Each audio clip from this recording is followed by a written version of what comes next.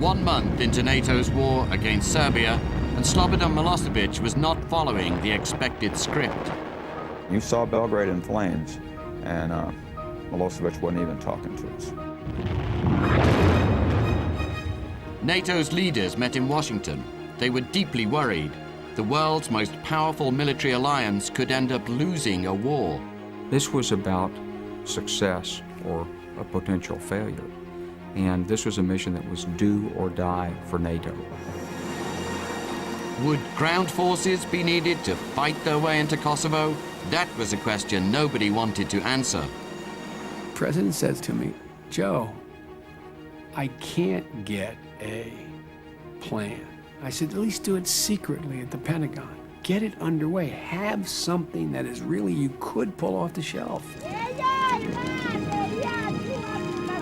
So they would bomb and bomb again until the Serbs backed down. And hope against hope that such a war would solve the age-old problems of the Balkans.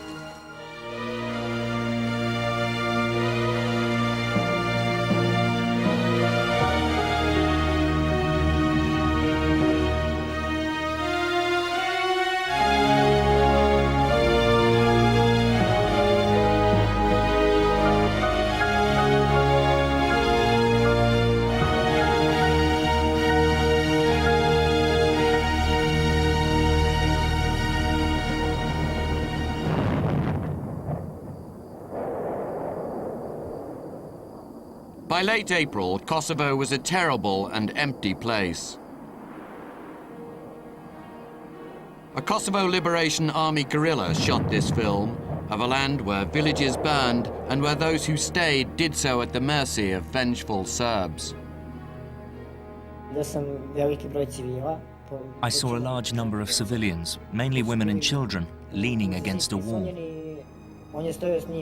A soldier was standing in front of them with his machine gun.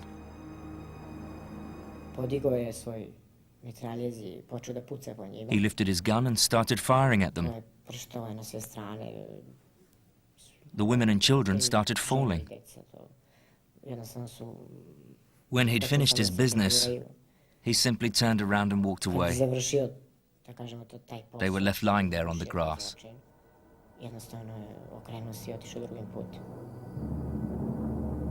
And those who died were the very people NATO had gone to war to protect. As refugees continued to plod towards the border, it was clear that Milosevic fancied his chances of holding out until public opinion in the West swung against an apparently fruitless war. On April the 23rd, a stealth bomber took off from Italy. The politicians at the NATO summit had ratcheted up the air war. The days of messing around with purely military targets were over.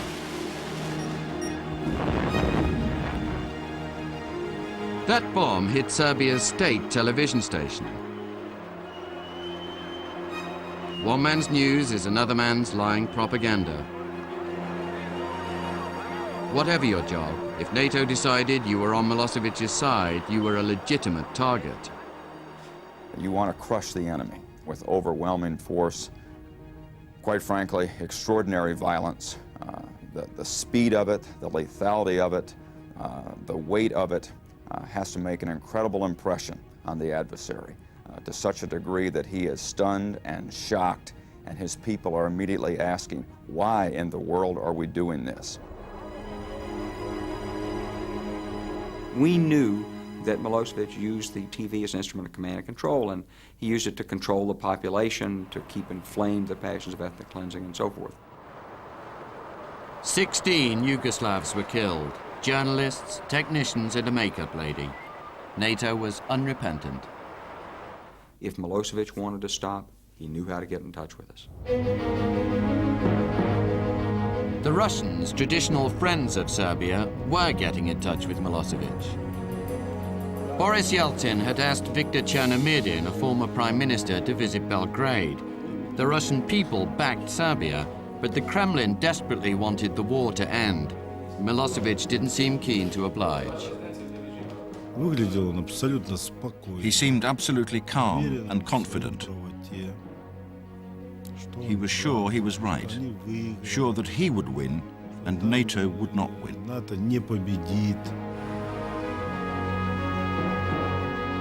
In Washington, NATO leaders were coming towards the end of their summit. It had been a hard and worrying session. Suddenly, a call came through for President Clinton. Boris Yeltsin was on the line. President Clinton stepped out in order to talk to President Yeltsin. And it was an extremely intense conversation. And President Yeltsin wanted one thing above all others, and that was to get the bombing stopped. Next thing, Chernomyrdin was coming down the steps in Washington. The Russians' message. This was bad. In fact, unbelievably bad. I had to convince the West we were heading for World War III if we didn't stop this conflict. I had to sound the alarm and convey this worry to the leaders of Europe and America. Chernomyrdin's challenge was to work with the Americans and put pressure on the Serbs while still appearing to oppose the NATO action. Mr. Chernomyrdin, away, please, away. It represented an attempt to see if, despite our disagreement over the need for the bombing campaign, we could agree on the terms by which the bombing campaign could come to an end. Good idea, but Milosevic wouldn't deal with a NATO leader. Was there anyone else who could carry Washington's message to him? So I came up with the idea that an ideal person was President Ahtisaari of Finland. Ah yes, someone from Finland, trusted by Russia, friend to the West. Strobe Talbot called me in the afternoon. He said that, Mr. President, if you say no to what I'm going to suggest to you, this telephone conversation never took place. Now that's how diplomats earn their pay. Not that any of them felt optimistic about the mission. I said, I'm prepared to help. Nevertheless, I would not be betting my own money on the success of this mission, and I had a feeling that Strobe Talbot shared my view. I don't think he would have put his money on the table either. This was what NATO really had on the table: bombers. May the 7th was going to be the big night. The planes were going after 35 targets in downtown Belgrade. It was what the generals had been wanting from the start. NATO understands the clock is ticking. We had downtown Belgrade lined up for 2 or 3 or 4 nights of really striking the heart of the targets. B-2 bombers flew 15 hours from the United States to join forces based in Europe. Since none of us knew what Milosevic's threshold for pain would be, it meant doing as much damage to the assets he valued as rapidly as possible. Everyone who understands air power really was enthusiastic about the attacks of this night because it was going to take the war to Milosevic's heart. Belgrade. The gloves were off.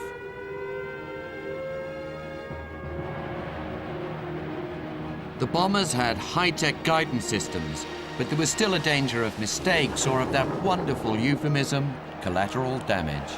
This was a high-risk strike as far as we were concerned. A lot of airplanes going in there, conventional plus stealth capability, and we were going after a very important target set. Indeed, the targets were selected specifically to hurt Milosevic and his friends. This was the night that would change the war. It was a great night. May the 7th was a great night, and I expected to get a thumbs up. Hey, we really did a good job. You know, the Serbs are ready to come to the table. Not such a good job, actually. One of the targets on that great night was supposed to be the logistics headquarters for the Yugoslav army. It wasn't that at all. Something had gone hopelessly wrong, and it was all on TV. Those people with water started. Well, it was around midnight, as I recall.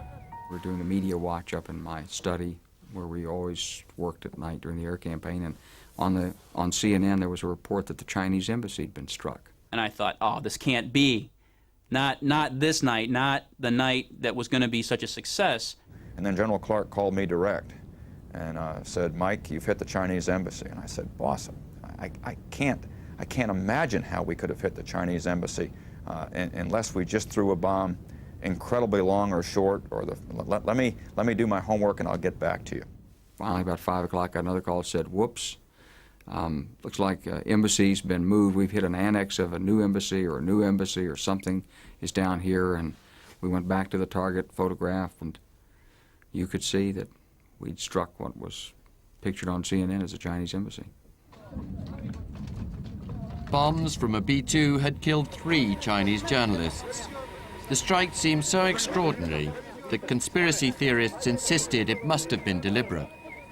This was not targeting that we had done.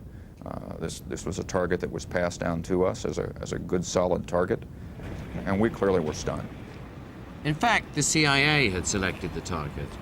An agency analyst had made a map-reading error. The computer programs meant to spot and rectify such mistakes had failed to do their job. They hadn't been updated, even though the embassy moved to new quarters in 1996. The Chinese embassy was, in some measure, a function of the incredible effort of target development.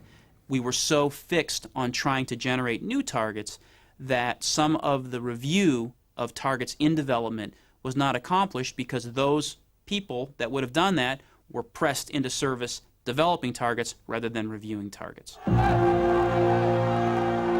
Tell that to the crowds who trashed the US Embassy in Beijing.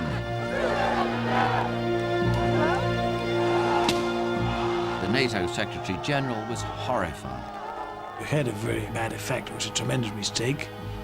Psychologically, the momentum was lost for about a week. So once again, Milosevic was sitting pretty. The bombing hadn't budged him an inch. NATO seemed to have just 2 choices, defeat or a muddy, bloody war on the ground. This was about a NATO success or a potential failure. And this was a mission that was do or die for NATO. There they were, with the one decision President Clinton didn't want to take. He and everyone else knew it couldn't be put off much longer. NATO's political leaders were worried men. The merest mention of a ground war, with the prospect of hundreds killed or wounded, would be deeply unpopular and could split the alliance. Worse, the soldiers had told the politicians the blunt truth. If NATO was going to invade before winter made conditions impossible, troops had to start leaving for Kosovo within a few weeks. The squeeze was on. There were already 26,000 troops on the ground to help the refugees and to stop Serbs crossing the border. If the bombing or diplomacy didn't sort things out, those troops might have to turn into an invasion force. Some hope. I think we had about 15 tanks and 8 artillery guns. That's it. That's no invasion force whatsoever. NATO planners got to work, but they still had one arm tied behind their back. No detailed plans, please. Just find out what we'll actually need not to get beaten in those mountains. Answer: around 200,000 men.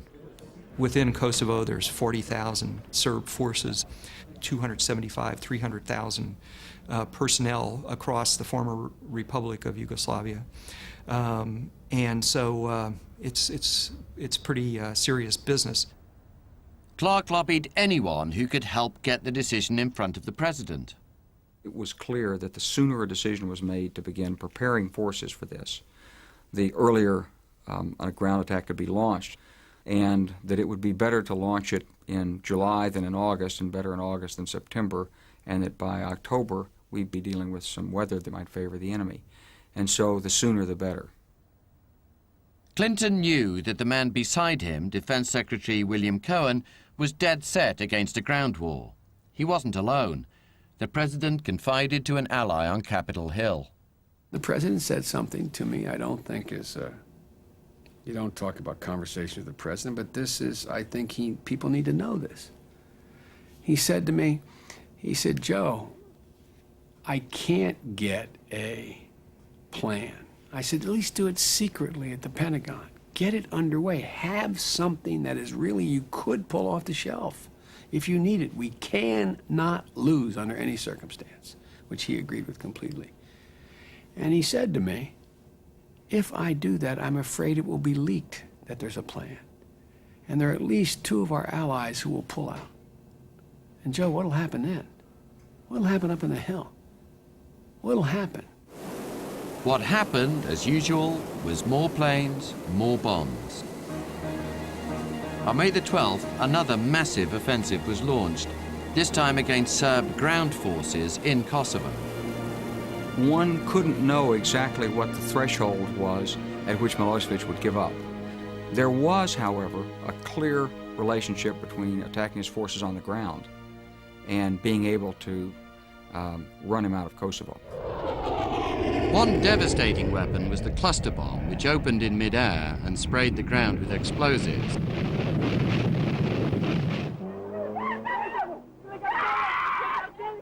A week earlier, 14 people had been killed in the Serb town of Niš when American cluster bombs aimed at an airfield landed in the streets. Fearing a technical fault rather than pilot error was to blame, the Americans stopped using the weapons until the final week of the war. But the RAF used a different type of cluster bomb and continued to carry them. If I found a target that I felt that cluster munitions was the best weapon to attack that target, then I would choose those British Harriers with cluster munitions, bring them into the target area, and conduct the attack. Copy, I'm just coming overhead target now. Looking. And so British cluster bombs were now used against Serb military positions. 3-1, good hits, good hits. 3-1, roger, Tordo. No civilian casualties from these British cluster bombs were reported, but there wasn't much military damage either from the new offensive. Our assessment was that it was not having a tremendous effect in terms of destroying targets, in terms of blowing up specific pieces of equipment. But it was having an effect of forcing the Serbs to keep their heads down. But not everyone had the luxury of hiding from the barrage. The new offensive soon led to another tragedy. Starving in the hills to which the Serbs had driven them, the villagers of Korisha wanted to negotiate a safe passage to the border. Their head man went down to talk to the Serb commander. He said, "You have my word of honor, we won't harm a hair on your heads. You'll get to the border just as you are now." The commander told the villagers to wait overnight in a police compound. We walked straight into the jaws of the wolf. He said, "Come and join some other friends of yours here in the compound." I said, "I dare not go in there because you have your forces there and NATO will target us." "Well," he said, "so you'll get to see what it feels like." That night, May the 13th, 4 F-16 bombers took off from Italy. Their target, Korisha. This is the video taken from the bomb site of one of those planes.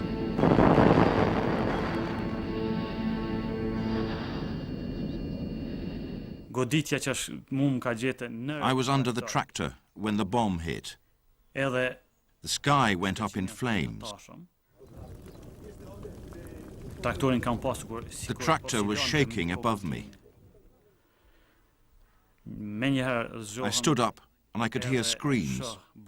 Children, women, old men crying, "Help, help, help."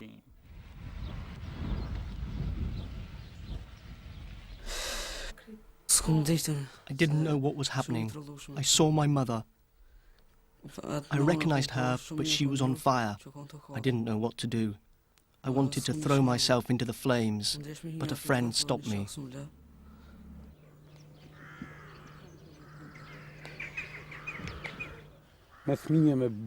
Children, old men, women. We collected pieces of legs, people without heads. I'd never seen anything like it. There were about 80 bodies.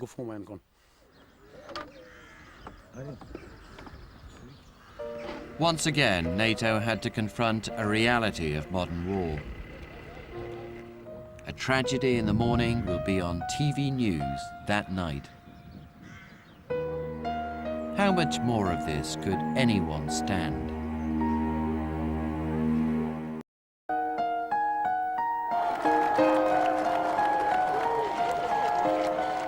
More than any other leader, Tony Blair had made the case that the war in Kosovo was a moral imperative. Maybe so, but even good wars have victims, and now Blair was walking among them. We will do whatever we can to make sure that these people, innocent people, who have been driven from their homes at the point of a gun, are allowed back into their towns and their villages. NATO's blunders had started to hurt Blair at home, and he now faced the prospect that the war might drag on to the winter. No, I thought it was possible, yes. And I was aware of the fact that I'd really tied a lot into it. British newspapers, inspired by Downing Street, began to say that Blair was frustrated by Clinton's dithering over ground troops. And Blair did indeed think that they now had to plan for a ground war. I was giving interviews and people would say, well, what about ground troops? Now, there are three things you can do. You can say, we're definitely going to do it. You can say, we're definitely not going to do it. Or you can say, it's an option and it's on the table. On the morning of May the 18th, Clinton woke up to an article in the New York Times. He could spot a leak at 50 paces, and he was furious. In one of those famous Clintonite explosions of rage, the president berated Blair for breaking ranks. The official line now, a sensible exchange of views between pals. The president was saying to Prime Minister Blair, and of course they're very good friends and they can talk in an animated way, it doesn't do anybody any good to have a debate among ourselves. Let's talk among ourselves privately and publicly. Let's have a unified face. After Clinton's initial outburst, the two men did indeed discuss what to do. Blair's message to Clinton: they had to focus not on public opinion, but on winning. Milosevic had to know that we were prepared to do whatever it took to win, and we had to be prepared to do whatever it took to win. I mean, as I used to say throughout to people, that what's the bottom line here? And the bottom line for me was, we can't lose this. The very next day, the top brass in the Pentagon met to hear the case for a ground war from the NATO commander. I told them about an option that would drive the Serbs out of Kosovo. The reaction was, looks like it's going to be difficult. Yep, it's going to be difficult. Looks like it's going to take a lot of Americans. Yep, going to take a lot of Americans. Looks like it might be hard to do. Going to be hard to do. Looks like we're going to have to make a decision pretty soon. Yep. Just about what I expected. It didn't encourage me that this was going to be an easy thing to do, to use land forces, particularly in the timing that it would take to build them up. And then you would have to do it in a coalition effort. It couldn't just be a U.S. effort. And pulling all that together would be very, very difficult. And bloody?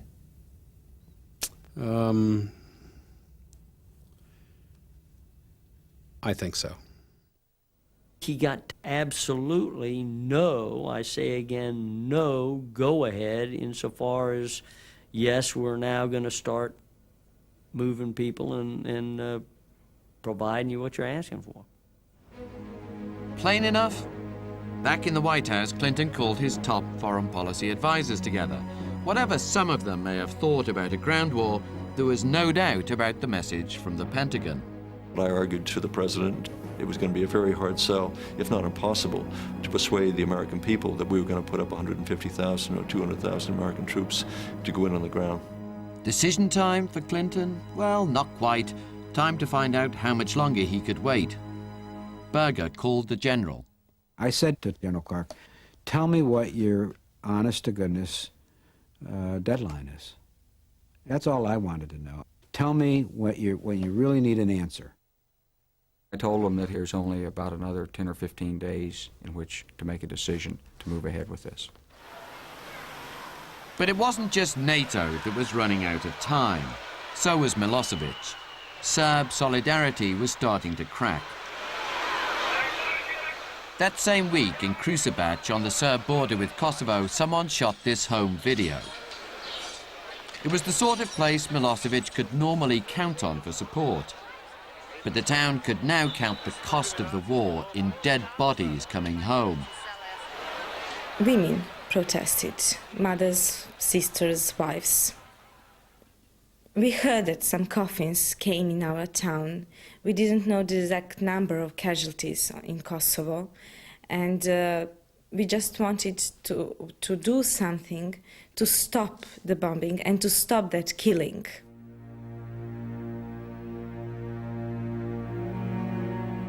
The bombing had been going on for 2 months. No amount of defiant walkabouts by Milosevic could disguise the scars of war from his people.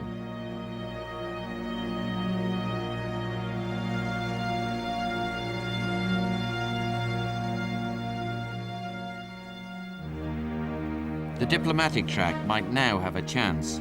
Viktor Chernomyrdin went to Belgrade to see if there was any deal that would end the war. Milosevic had his bottom line. He'd buy a peace monitored by outsiders, but he wouldn't withdraw Serb forces from Kosovo. As for allowing NATO forces there, forget it. For Milosevic, this was a crucial point. He didn't want to appear in the eyes of his people as having surrendered. On this issue, we were walking on a knife edge. The pace now quickened. On May the 20th, Chernomyrdin was back in Russia. Waiting at Stalin's old dacha outside Moscow was his American counterpart, Strobe Talbot. The talks were long and tough, and they went late into the night. And fairly early on, I made the point that there was a missing party to these talks. I called the man in the empty chair. And I actually got up at one point and brought an empty chair from the corner of the room and put it down at a corner of the table. That was Milosevic. Chernomyrdin's job was to speak for that empty chair. It didn't take a genius to see the huge gap between what Milosevic would accept and NATO's demands. The key issue was the withdrawal of the Serb armed forces, the Serb special police, and the Serb paramilitaries in Kosovo. We felt that every single one of the characters in those three categories had to get out of Kosovo. The talks ended. Chernomyrdin knew Talbot's terms were ones that Milosevic would laugh at. I told them, imagine Milosevic is sitting here and you suggest to him he capitulates. He wouldn't do it. He knew he could pick up the phone and call any European leader or the American president and say, I accept these terms, just stop the bombing. He hadn't done it, and he wasn't going to. Even with half the population gone, there was no respite from the horror of war. Serb forces had driven Albanians from 4 villages in the Drenica Valley. There was an old man. He said, I can't go on. The policeman said, sit down and rest. And he walked up to him and shot him in the head. About 200 men from the villages were held overnight in this mosque in Chiraz and beaten up.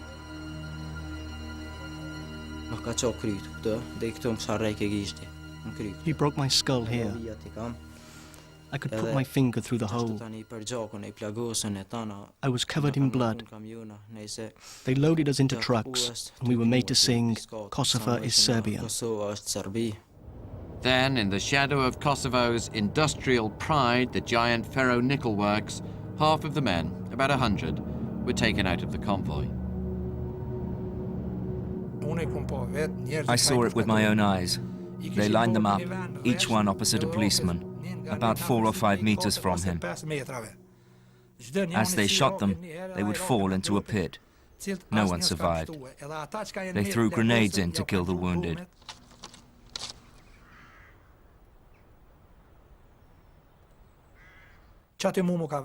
My own son died there. But the Albanians weren't the only ones suffering. The bombing continued with mounting ferocity. We don't yet know how many Serbs died. We do know that in the wreckage, they had their own tales of tragedy. I started screaming. My Biljana is nowhere to be found. I said to my wife, Biljana is missing. The most difficult thing was I must have walked over her 6 or 7 times. His daughter was dead, and so were 2 young neighbors.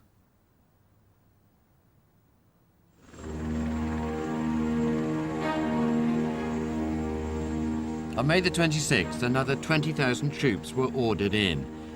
It didn't matter if they would ever fight a ground war.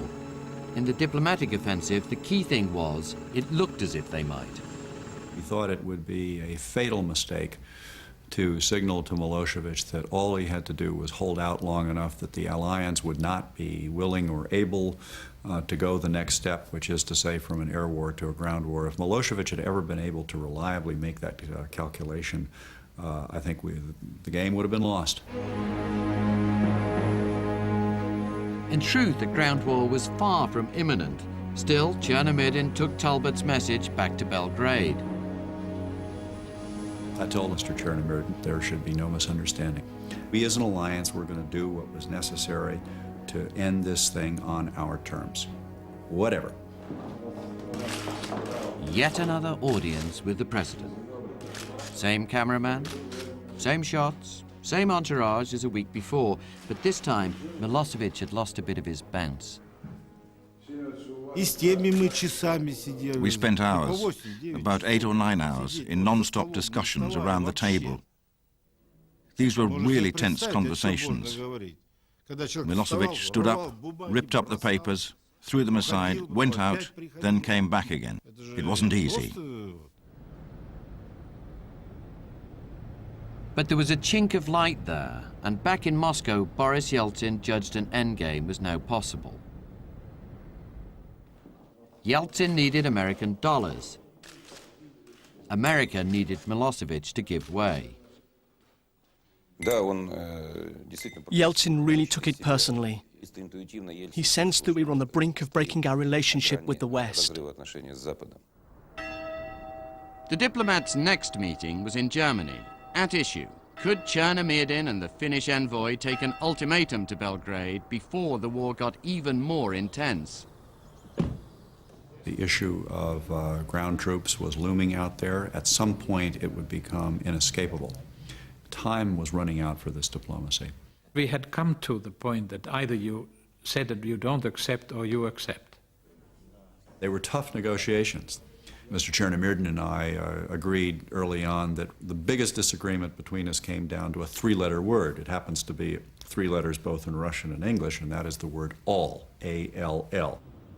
All meant all Serb forces out of Kosovo. At this stage in the game, NATO wasn't going to blink first. They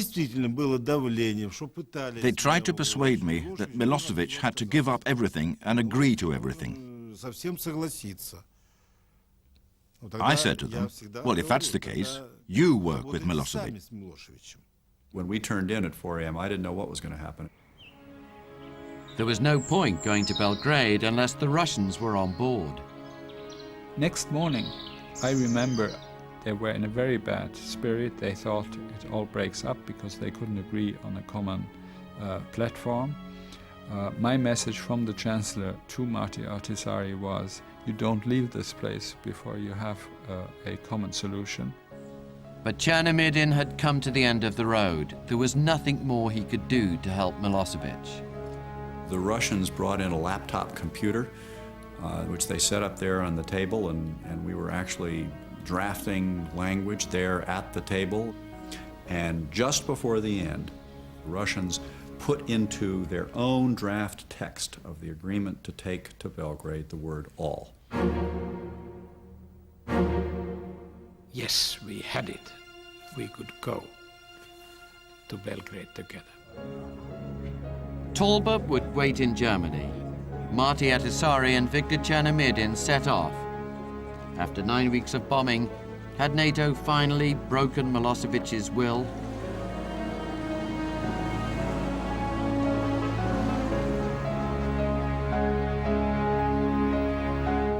One proposal. This is a historic day for Yugoslavia. Mr. Chernomyrdin and I are coming with a peace plan. We had Mr. Milosevic and his colleagues waiting for us, and I said, hello, good day. But a good day for whom? Milosevic was running out of options. We went straight to the negotiating table. And I went through the document. It was like selling a pair of shoes that are 2 numbers too small. The sticking point was the demand that all Serb forces should leave Kosovo. Knowing that NATO was desperate, Milosevic tried to start yet another negotiation. He was asking, could he make proposals for the improvement of the document? I said, this was the best we could offer. Milosevic had hoped to play the Russians off against NATO, but the more questions he asked, the less daylight there seemed to be between them. So he tried some Balkan bonhomie. In the end, when all questions were answered, he suggested that would we have a meal together. I said, thank you very much, but I felt that it would be more useful if he could talk to his own colleagues about the plan so that we would get results. Milosevic then asked Chernomyrdin to stay behind to see if Russia was really falling into line with NATO. Was there no way in which the Serbs could keep their own forces in Kosovo to protect their own people? He was concerned and worried. He was concerned the document would not be fulfilled. He was worried he'd be deceived. He was afraid Kosovo would be occupied. All the Albanians would come back. The Liberation Army would return. Some Serbs would be killed, and the others forced to leave. He was afraid of all these things. For Milosevic, the doors were closing. NATO solidarity hadn't crumbled. Russia hadn't come to his assistance. Even the hardest of his hard men saw there was no way out. If we did not accept this proposal, the threat, the blackmail, was that the destruction would continue in Kosovo, Serbia, and the whole of Yugoslavia. The whole economic structure would be destroyed. The complete road network, the electricity grid, everything would be destroyed. Morning, back to the palace. Despite NATO's hard line, the plan would still leave Kosovo formally part of Yugoslavia, and any peacekeepers would be sanctioned by the UN. When talks resumed, Milosevic had a statement to make. He said to me that President Ahtisaari, the Yugoslav parliament has debated the matter and has accepted the peace plan you brought to Belgrade. And I was stunned because I never believed for a moment that one trip between us two would actually do the trick. Chernomyrdin immediately got on the phone to the Americans waiting in Germany. I got a call from Chernomyrdin himself right outside of Milosevic's office. He was calling on a cell phone. And Mr. Chernomyrdin said, I think we've done it. Talbot asked me straight away, has he really agreed? I said, yes, he's really agreed.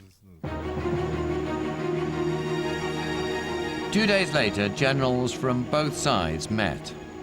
Leading for NATO was British General Mike Jackson, who had to hammer out the terms of the Serb withdrawal. The men in uniform on the other side of the table must have had a different script. Theirs said that Serb forces could stay put. I was depressed. They wanted to keep forces in Kosovo, and that just didn't run. After a day and a half of getting nowhere, the talks broke up. NATO, therefore, has no alternative but to continue and indeed intensify the air campaign. Just when they thought it was all over, the NATO bombers were back in the air. Ironically, they came as close as they had for 2 months to losing a pilot to enemy fire. A Serb missile locked onto a Dutch bomber as he delivered his payload. I didn't really initially notice because I was busy with the airplane. And then I noticed a flash from the ground. This is the actual cockpit recording of those desperate minutes. Missile launch. Staff, flare. And launch. The missile was guided on me. And it shifted towards me, and so what I started to do is a right-hand spiral down. Altitude. Altitude. Well, I was busy defending for the first missile, then the second missile got shot at me as well. And launch. Another shack. And I saw the first one explode just above me. With 4,000 feet. Copy that. Keep the smash up. Head north. Head north. The second missile was a lot closer to me than the first missile, so I didn't have a whole lot of time. Mach 1-3, SAM launch over the sun. So in like a minute and 20, I went from 18,000 feet to 3,000 feet and back up to 18,000 feet again. Passing 12,000 feet. Triple A coming up. And I think I had like an angel on my shoulder who saved me about 5 times. That was quite memorable. 2 days of fresh bombing forced the Serbs back to the bargaining table. Any hope Milosevic may have had that Russia and China would come to his aid at the UN had disappeared. And this time, the Serb generals were more amenable. Clearly, some instructions have been given to them in that short period of time, and they came back with a very different demeanor and say, right, that's it, we're going to sign. So here at last was the good news. I can confirm that General Milosevic and General Stefanovic have signed the agreement on behalf of the Federal Republic of Yugoslavia, and that I have signed on behalf of NATO. But then an armoured Russian column appeared on the border. Sure, under the plan, some Russians would go to Kosovo, all in good time, but this looked a bit weird. The trickiest piece of unfinished business was whether Russia would, as it wanted, indeed demanded, have its own sector, its very own piece of real estate with a Russian flag. The Russians had been on peacekeeping duty in Bosnia. We got a sniff that a Russian detachment had left Bosnia, crossed into Serbia, and the deduction was that this contingent was indeed heading towards Kosovo. It looked as if the Russians were trying to get to Pristina airport, just to lend a hand, or maybe to set up a bridgehead for Russian reinforcements. They ordered Mike Jackson to execute a plan to put 4 airborne companies by helicopter into Pristina airfield as soon as possible, so that when the Russians arrived, they'd be properly greeted. There were only 2 nations who actually had the right forces and helicopters available to do that operation. One was Britain and one was France. So Jackson put together the 4 companies of airborne troops. He had just a few hours to airlift them in and secure the airport before the Russian friends arrived. I was in the field with the troops. I had the UK commander spread his map out on the hood of a Land Rover, and he pointed out where he was intending to move, and they were ready to go. But it was dangerous stuff. One war had just ended, no one wanted to stumble into another. Clark's order to take the airport had been cleared with NATO headquarters in Brussels. But with British troops in the firing line, Jackson wanted to be sure London knew exactly what was happening. General Jackson rang me up saying that I think we have a real problem here. What did I think? And I thought about it, and I said, well, I'm extremely nervous about that. So Guthrie passed the message up. From Downing Street, Blair talked with his senior ministers about the risk of a showdown with the Russians. People weren't sure. I mean, there was quite a lot of distrust at the time. People were very grateful for the part that Russia had played, but people were wondering what was going on, and were obviously concerned. And anyway, we sorted it. Blair vetoed the use of British troops, leaving the airport to the Russians and leaving Clark high and dry. Our role was to make sure that it did not become escalated and that it could be defused and talked down, and that's what happened. So a Russian column was first into Kosovo, to the cheers of local Serbs. And in fact, it was just one of those jumpy moments that are soon forgotten. The Russians weren't exactly reenacting D-Day. They arrived some 150, 200 strong without food or water to sustain them. And so the judgment was made at that time, we can handle that, it's not that important, let's not raise it to a confrontational level with the Russians.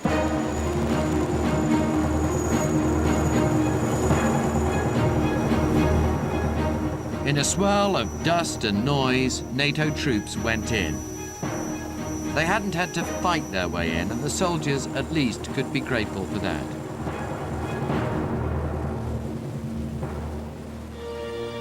In a place that had been racked by war, the troops now had to protect everyone, Serbs from Albanians, Albanians from Serbs. Down on the ground, homes were burning. Dotted all the way along the route was evidence of mass destruction. All the houses near the roads were burned and destroyed. What was left of the Albanian population came out of hiding to greet the troops.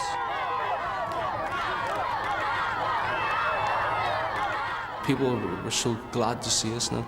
For so long they had slept with their clothes on, waiting for something to happen so they could flee, that now they could sleep and they could rest. And it was amazing, a totally amazing experience that I'll never forget as long as I live. The Serb forces pulled out, defiant but losers. And the Albanians on the street who'd waited years for the chance reminded them of that bleak truth. Peaceful coexistence, this was not.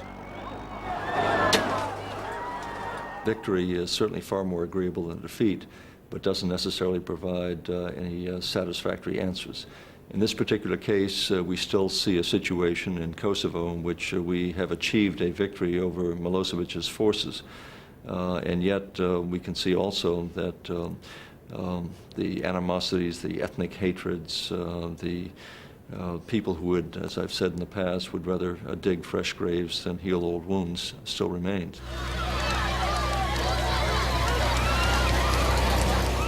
In the coming days, over half the Serb population would leave Kosovo.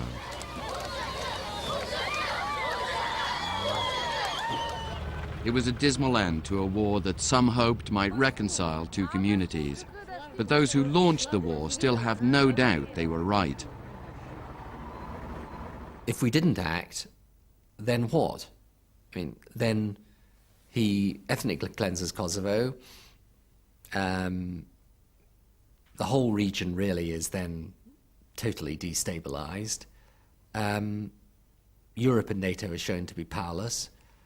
A terrible act of barbarity has taken place with nothing happening from the international community. There are some pretty heavy consequences of those things.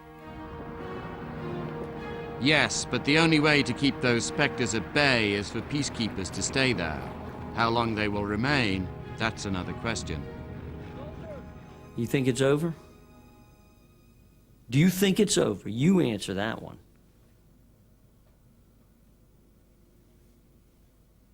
I'm asking an answer. I'm asking for an answer. Do you really think it's over? Or do you think that we have,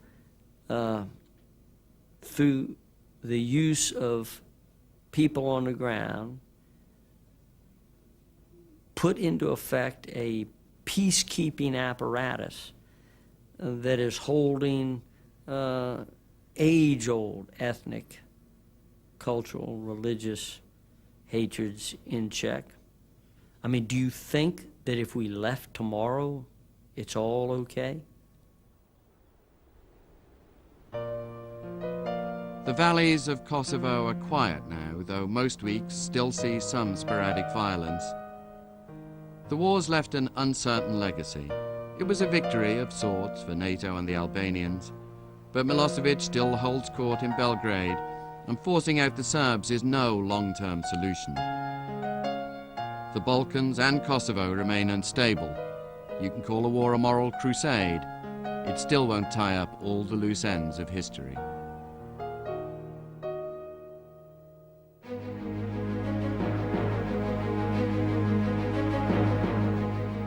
And that was the last in the series. Tomorrow night, our series Escape from Colditz also concludes with the most audacious escape plan yet. That's at 9 o'clock.